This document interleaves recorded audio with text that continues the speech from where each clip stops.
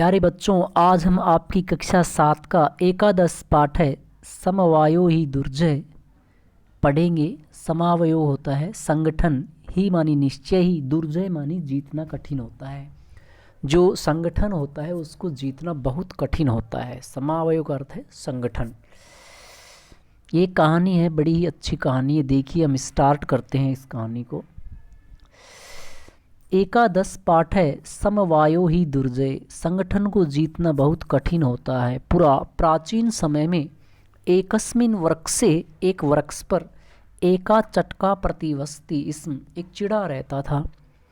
कालेन तस्या संतति जाता, समय आने पर उसकी एक संतान उत्पन्न हुई, यानी उसकी संतान उत्पन्न हुई। एकदा कश्चित् प्रमथ गजय, एक बार किसी मदमस्त हाथी ने तस्य वृक्षस्य अद्य आगत्य, उस वृक्ष के नीचे आकर के, तस्य शाखाम, उसकी शाखाओं को, सूंडेन ऐत्रोट्यत, सूंड से तोड़ दिया। चटकाया नीडम भूवि अपतत, चिड़े का घोंसला भूमि पर गिर गया। तेन अंडानी विशीर्णानी, उससे उसके अंडे फूट गए। अथ सा चटका व्यलपते, इसके पश्चात वह चिड़ा विलाप करने लगा, रोने लगा। तस्या विलापम श्रुत्वा, उसके विलाप को सुनकर के, काष्ठकूट नाम खगे, काष्ठकूट नाम के पक्षी ने दुखेन ताम पृच्छत, दुख पूर्वक उससे पूछा, भद्रे, हे श्रेष्ठ, किम अर्थम विलपसी, किस लिए रो रहे हो। इति चटका एवदत, दुष्टेन एकेन गजेन मम संतति नाशिता, दुष्ट एक हाथी ने मेरी संतान को नष्ट कर दिया। तस्य गजस्य वदनेव मम दुखम अपसरेत, उस हाथी के वध से ही मेरा दुख दूर होगा। तत्काष्ठकूटताम वीणा रवा नामना मक्षिकाया समीप अनयत, तब काष्ठकूट नामक वह उस हाथी को वीणा रवा नाम की मक्खी के पास ले गया। छात्रों, इनके नाम आप याद रखना, आपको प्रश्न उत्तर में बड़ी सहायता रहेगी।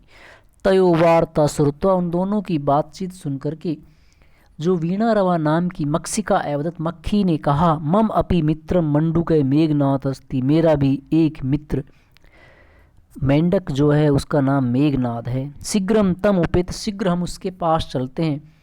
यथा उचितम, जो उचित होगा, करिष्यामि, करेंगे। तदानीम तौ मक्षिकाया सह गत्वा, तब वे दोनों मक्खी के साथ वहाँ जाकर के मेघनादस्य पुरम सर्वम वृतांत निवेदित, मेघनाद के सामने सारे वृतांत को सुनाया। मेघनाद है एवदत, मेघनाद ने कहा, यथा अहम कथयामि, जैसा मैं कहता हूँ, तथा कुरुताम, वैसा ही करो। मक्षिके, प्रथमम, पहले, तुम मध्याह्ने तस्य गजस्य कर्णे शब्दम करो, पहले तुम मध्याह्न में उस हाथी के कान में आवाज करो। ये इनसे नयन निमिली स्थास्यति, जिससे वह अपनी नेत्रों को बंद कर लेगा। तदा काष्ठकूट चंचुआ, तब काष्ठकूट नामक चिड़ा चोंच में तस्य नयने स्फोटयति, चोंच से उसके नेत्रों को फोड़ देगा। जो चिड़ा था काष्ठकूट, वो अपने तीखी चोंच से उसके नेत्रों को फोड़ देगा। एवं स गजय अंधे भविष्य, वो हाथी अंधा हो जाएगा। तृषा अर्थ है और प्यासा, भूखा, स जलाशयम गमिष्यति, वो तालाब की तरफ जाएगा। मार्गे महान गर्ते अस्ति, रास्ते में एक बहुत बड़ा गड्ढा है। तस्य, ये देखिए इसमें चित्र भी दिया है कहानी का। ये हाथी गड्ढे में गिरा हुआ, ये मेंढक है, ये जो है ये सारे, ये हाथी है, ये मेंढक है, और यहाँ पे ये काष्ठकूट है, ये चिड़ियाँ हैं दोनों। तो ये कहानी का ही दृश्य है। अंत में अहम स्थास्यामी शब्दम च करिष्यामी, मैं वहीं पर बैठा हुआ आवाज़ करूँगा। ये मेंढक कह रहा है, मेरी आवाज़, मेंढक की आवाज़ सुन करके वो सोचेगा कि यहाँ तालाब है, और वो इस तालाब समझ करके इस गड्ढे के पास आ जाएगा। मम शब्देन, मेरी आवाज़ से, तम गर्त जलाशय मत्वा, वह उस गड्ढे को जलाशय मान करके, स तस्मिन एव गर्ते पतिष्यति मरिष्यति च, वो उस गड्ढे में गिर जाएगा और मर जाएगा। अथ, इसके पश्चात, तथा करते वैसा ही उन्होंने किया सभी ने।